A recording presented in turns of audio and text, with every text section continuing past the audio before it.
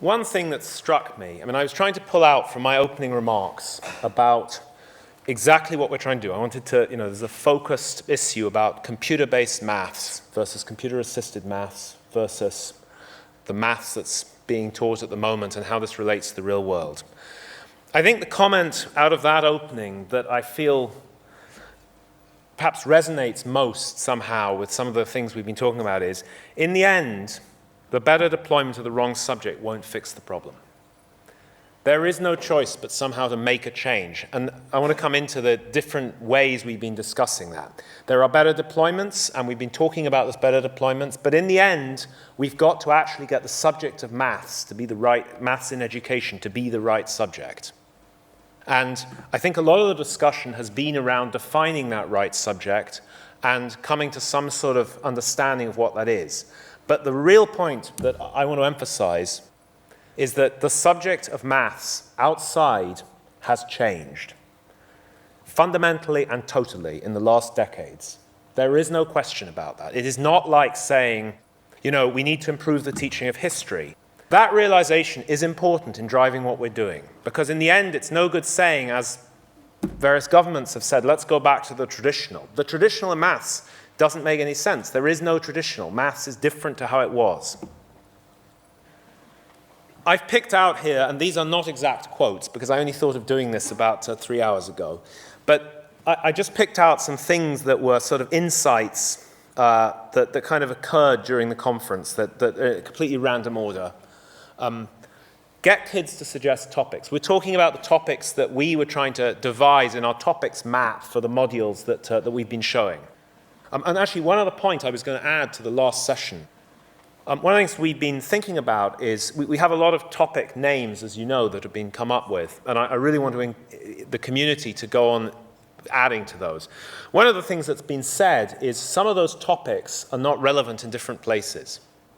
And some of the ways in which we might address the modalities, as I've been calling it, of teaching maths may be awkward in some places. For example, skepticism of your government is fine in the UK. It's kind of a standard part of the establishment. It's not so fine in some Asian countries, and it's not something that kind of you have to play differently in that mode. So topics, I'm interested also in how different topics are better in different places, and I don't think all of those are purely internationalizable. Other comments, retrofix CBM topics that are traditional for transition. We've been trying to map out topics. This is another key point.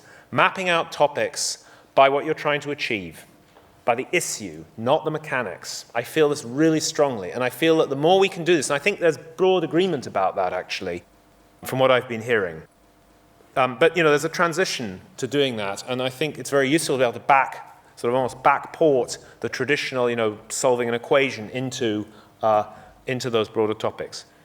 Marcus Sorte, at the beginning, in the first session after my opening, said big ideas excite students. I agree with him. I think that's right.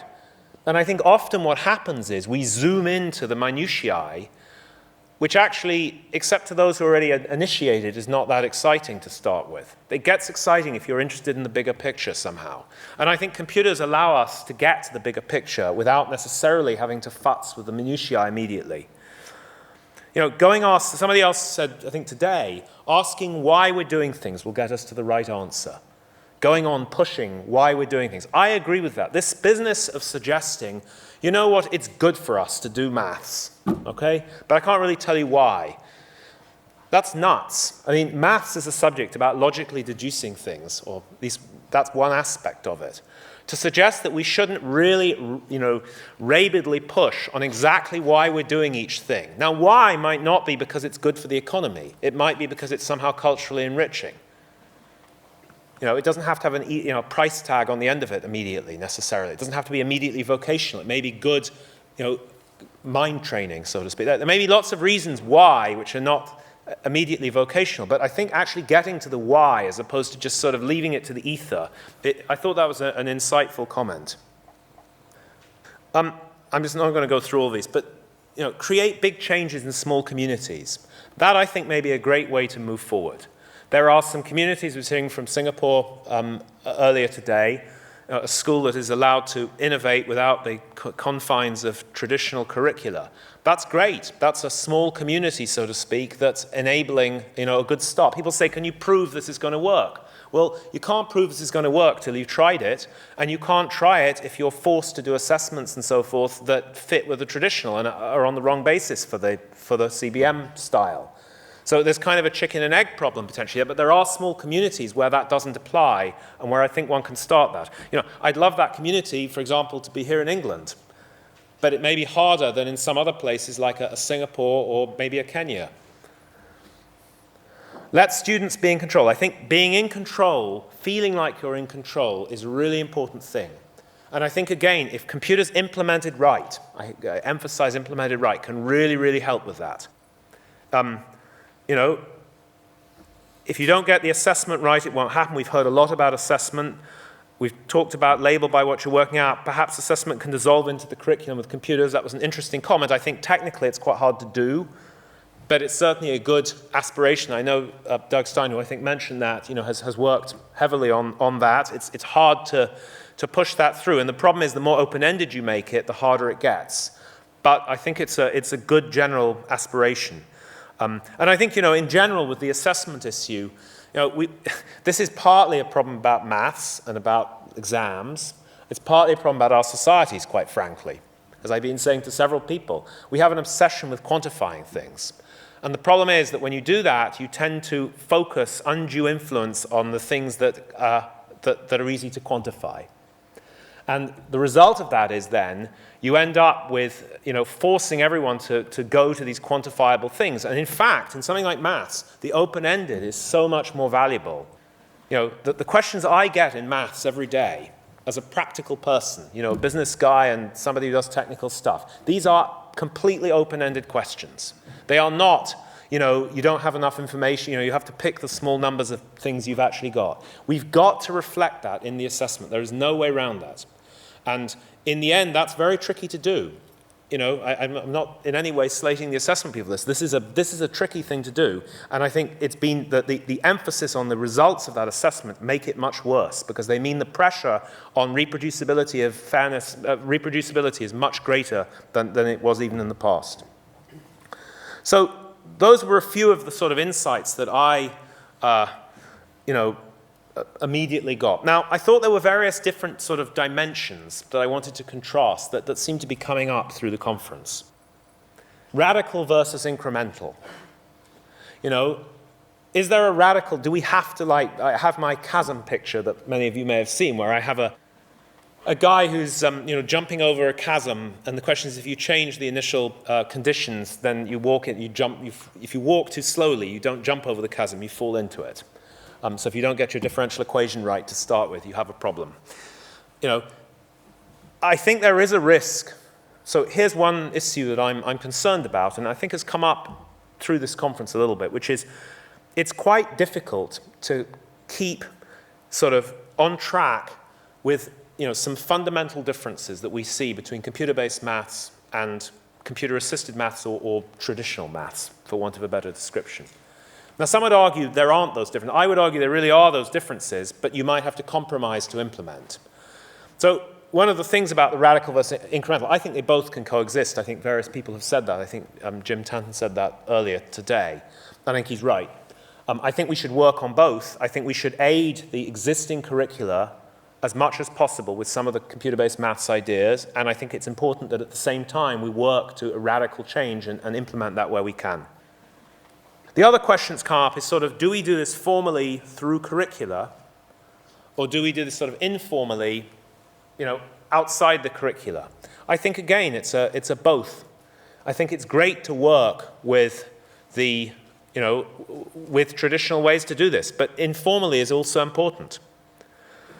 And I think the biggest thing that's come up is it maths for maths' sake and maths or maths for STEM and everything? I have a pretty clear argument on this, which I haven't yet had anybody, dispute the logic of, but maybe you guys can. The argument is this: if you're going to call maths the main, if maths is going to be a mainstream subject that is essentially taught to everyone, it's got to be relevant to essentially everyone. Okay? Now, maths in its own right, I can tell you, for example, for Mathematica sales, it's about 8% of the total people who buy Mathematica class themselves as mathematicians, and I think that's probably an overrepresentation. An update is available, fantastic, okay? I don't want that right now. If you want to make maths for maths' sake alone, it ain't the mainstream subject. Let that be clear. Okay, that is not the subject that can be justified for teaching the majority of people in the world. $100 billion a year, 106 lifetimes per day. So I think, if we want to talk about the mainstream subject, it's got to be math for the wider community for the reasons that we talked about at the beginning. Everyday living, technical jobs of all sorts, STEM and outside STEM. I'm not in any way degrading maths for its own sake. But it's different, and it isn't, at least at school level, the mainstream thing. If you want to go off and do a maths degree, that's fantastic. These are good things. But most people who do technical things and need maths don't do maths degrees. Okay, let me talk for a few minutes on disagreements, and then I want to come on to agreements. Things that I reckon are still very much, amongst this audience, disagreed about. How radical to be, we talked about that. How much is standardized? How much should be individualized? I think maybe that's not so much of a disagreement. There's a certain amount about government standards versus individual. I mean, there's also technology here. The more the technology can help individualized teaching and learning, the better. I think most people would agree about that. The question is how much you really need to tie people culturally together into a standardized setup. The cutoff through criteria for hand calculating, we had a session this morning on that. I feel that one's still kind of up in the air. I don't feel I have a very, very clear, I have my own criteria, which I'd love to be argued against on those. But even those criteria I don't feel are quite sufficient in determining answers to some of those questions. I think the other question is this sort of a new subject or a reform of maths? Is this a completely new subject that's kind of a rival to maths, in a sense? Or is this, reforming maths? I kind of like the idea of, a new subject that's the mainstream subject. That, essentially, if it does well, kind of maths turns into the sideshow. But I don't really mind. That's partly a political question. It's partly a sort of cultural question. And indeed, is math or maths the right terminology? Don't know. A lot of people talked about critical thinking, which I think is a key thing that we're saying here. Personally, I think it's maths, and that's how I would term it. But maths has, for both PR reasons and what people actually think maths is about, issues. So we got to I think one of the things that's a muddle right now is the terminology. And I don't know whether we can help at all, I hope we can, in trying to clean up that terminology a little bit and make it clear what we're really talking about. I think that would help our discussions. Now, on the other hand, there are some broad agreements. I mean, that I think more or less, are actually surprisingly agreed upon, in this group anyway. Outcomes we'd like. The basic outcomes of being able to think properly, be able to apply quantitative methods and so forth. I think most people here really pretty agreed on what they'd like to see there. Mathematical reasoning is crucial. That's, I think, pretty uncontroversial. I also think the idea that one should use real data rather than the normal nonsense that we have, which is just totally unnecessary. We don't need to invent little data sets anymore, as Douglas and others talked about today. You can actually use real stuff. It's good to do that. It's got hair all over it. It's great. Then people realize the world isn't nice. It has lots of nasty, the data doesn't fit nicely, the results don't come out nicely. That's just the way of life. Let's get people used to that soon. And, I think the kind of thing, I don't know, I guess this isn't something that people said, but I feel like people need to feel math. In the end, that's a kind of outcome that I suspect most people here would, people feel their culture, often feel the culture of their country. There are certain things you can do and not do in your country that kind of get away with and not get away with and so forth. We need to feel math. You need to instinctively feel. And I think people who are, like many of us, STEM people who've kind of got really into it, the whole way of thinking turns into a lot of logical way of thinking. Even if you're thinking about business, as I sometimes do, for example, I kind of put a math perspective on thinking about that. We heard from, I think it was Kyle about law, right? A math way of thinking about law. So we need to get people to a point where it's sort of inbuilt. It's just your way of thinking about life. And I think we're a long, long way away from that for the majority of people. But I think that's sort of an outcome that we would like to achieve. And I know earlier we showed a skills list. Sorry, the formatting of this is terrible. But, some of the things we'd actually like to see as part of this. Key skills, estimating, synthesizing and formulating, critiquing. I just don't see much of critiquing in what we're doing in maths right now. That's really got to fix, and I think computer-based maths can really help with that. Verifying. Question I get asked all the time, if you don't know how to do it by hand, how can you ever check anything? Well, guys, stuff doesn't get checked by doing it by hand anymore. If you build a bridge today, you don't check whether it's right by doing the hand calculations. Not how the life works these days. You check it by going through various verification techniques that may or may not involve hand calculating. But verification in its own right is a whole science, so to speak. In software, it's called quality assurance. Applying and interpreting, presenting, programming, working in groups. These are some of the things that I know of a sort of skills list, and I don't know where they mesh with the things that we've been hearing from government reports and so forth. And modalities, explanation, discussion, all of these sorts of things. Role-playing. I don't know why we don't do role-playing. I always think that's a great thing. Game-playing. We had a session on that. So these are some of the things I think sort of on the skills list, which I suspect are relatively uncontroversial as things that we would like people to be able to do, many of which we are not doing at the moment. Well, I said at the beginning some things that we'd like to try and do during the summit. Sharpen the concept. I think we've had good discussions over some of the concepts, and we've made some progress on that. And I hope we'll be able to perhaps produce some output from that will show we've taken some of that on board and perhaps put it right round for rediscussion. Activate and direct the community. I think this is something that is really important right now. And this, I hope, is a start of that. And some sorts of roadmaps to delivery. I think, we've talked about various different directions, both formally with, for example, Cambridge, and sort of informally in terms of trying to get people to use things outside the curriculum. And I think those are all valid and exciting. I think we've made some progress in thinking about those and hopefully can continue those discussions well. Where's this going to happen first? Well, let's see if people here represented in different countries, let's see who can do it first. It's a great start that we've got together from different places, and some of the places represented here I think are a good good start, good places to think of implementing first, perhaps in the small groups.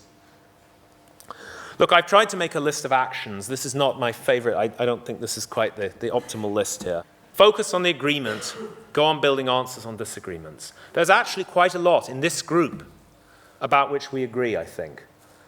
And I feel like one of the things that we can do as a group, this group and the wider community, is to try and articulate those more and more strongly, the things we agree about at least, to people who might be anti these things and to people who might want to control curricula and things in the other way. So I think we need to get those pictures clearer and clearer, get the articulation of that better, and that will be a good thing. And hopefully we can be a hub for trying to do that. But we also need to go on building answers to disagreements. And I think some of those discussions, like the hand calculating versus computer-based, where the crossing line is there, I think we genuinely need to resolve better. I'd ask everyone here, please be multipliers for this. Around the world, I don't know, we've had interaction with, many thousands of people now at computerbasedmath.org. There are certainly over 500,000 who've looked at my talks, for example, online. We have quite, good approval ratings insofar as those are for those things. I'm never very keen on approval ratings. I almost feel as though there's a badge of dishonor, but whatever. There are quite a lot of people interested in this. And it's amazing that when this topic comes up, it's kind of like it's math. God, do you really, you put that on the headline of your issues, and people find math education a hot topic. Let's be multipliers for that. Let's put the point of view hard and aggressively. Let's build on the community, and particularly the content that we've started. I hope we can somehow push that out and build on that. Get our terminology straight, as we talked about. topics and modules. I'm hoping, look, a lot of people have asked me, can we make the modules and topics open, to all of you in particular, that we've started doing? And the answer is yes, we absolutely want to do that. I want to do a bit more cleanup before we do that, I think, so that we have a clear focus of what our initial ideas are. I feel they're a little bit mildly fuzzy still. And I always believe it's good to get these things a little clearer, but I would hope very soon that we can get all of input and you and your colleagues and so forth around would be extremely helpful to seeing where we move that forward to. I'd like to have a couple of minutes of suggestions of actions primarily, not other things, because we've talked many of those not to death, but for a long time. So I'd like to get any other ideas of actions before we finally round out. So maybe if anybody has any suggestions of things we should practically do, would be very useful. I guess one suggestion, since a lot of times we're working outside of the curriculum, is that you could start this with maybe math clubs or things like yearly homework project. In Turkey, we have something called a yearly homework project, where there really isn't a lot of restriction, but they have to work on a project the entire year. Okay. So I think there's always ways in the school system that aren't directly, tied to, for example, a national curriculum or, some other thing. So I think that might be a good starting place for a lot of, I'm thinking in terms of secondary teachers. That would be great. And how do we help you do that? So, I mean, what's the thing that you need for us to help you to get started on those sorts of things? I think I need to sort of understand the structure of the modules, because I don't feel like I understand that yet. Okay. And then I could maybe go with it there, and then questions might come from that, but I need to see some sort of structure. Okay, that's a good practical suggestion, which is great. Yes? Yeah, focusing time and energy on teacher training, particularly at primary school level, which is the area I work in, because primary teachers tend to be generalists, very, very few of them mathematicians, and trying to get that foundation laid in primary schools with non-mathematicians teaching is a really big area. Okay. What should we, again, sort of question back to that? What are the practical things we can immediately, or this community can immediately try to do to help that? I mean, is there any things, obviously there are longer term things. Are there things we can immediately start to do? Does somebody else want to answer that, or am I answering it? I suppose lots and lots of demo examples. Okay. Primary school teachers like to know what they can do tomorrow with their kids. So lots of really practical suggestions, whether online, in any other format, videos, YouTube videos, whatever, so that they can actually see things happening. Okay. Thank you. Where are we going next? Conrad? I can't. There we go. You got the microphone. Can I just go back to your last point and this gentleman talking about Turkish experience? Don't worry about fuzzy. Go with it. Like you said, give it out to the students. Give it out to your students in front of you. Let the fuzzy be the bit that we learn from. And maybe that development process, it's entirely how the industrialized world is built. The car that comes out of the Ford factory is not a perfect car. It's developed over its product cycle. It's pretty perfect by the time it gets onto production. It takes a good few years to get it right. Yeah. But go with it. No, Learn I mean, I accept the point, and I think you're right. My only hesitation is, as we've even seen in this conference, it's quite easy to get off track a bit. And what I guess I'm keen to do is make sure that at least we're putting out the sort of very definite alternative to the traditional maths, and that's clear as an alternative. Now, it may in fact be in practical terms that you go somewhere in between. But I think if one doesn't make, one of the things I think has gone wrong in past eras is that people understandably have tried to do the incremental thing because they can do that. And my worry is that we need to at least make it clear what the radical different thing actually is. So people can at least try and understand what that is, even if they can't immediately implement it. And I guess I'm concerned not to muddle that up too quickly. That's my only hesitation in doing that. Yes, I'm sure where are we going? I'd like to come back in a moment. Let's go up there for a second.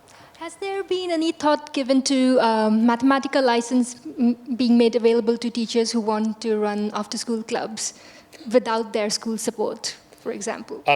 We actually have done quite a lot with that, but we can do more. Okay, that's great. the reality. Thank you. We've done actually a lot of stuff with, Mathematica and different school things at low cost and so forth, and we're happy to do some more of that. Okay. So, and there will be some other modalities of the technology as well coming along, which I think will make that easier still. And I should also add, while we're on that topic, that things like our demonstration site, which run with the CDF player, is all free. The player side of it is free. Now, but I'm not disputing that, for programming new things, one wants the mathematics side. But yeah, absolutely. And again, suggestions on what to do there, within reason, we were happy to entertain.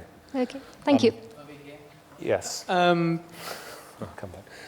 Yeah. Go ahead. Well, all related, really. Big competitions. Kids love competitions to showcase the work they're doing.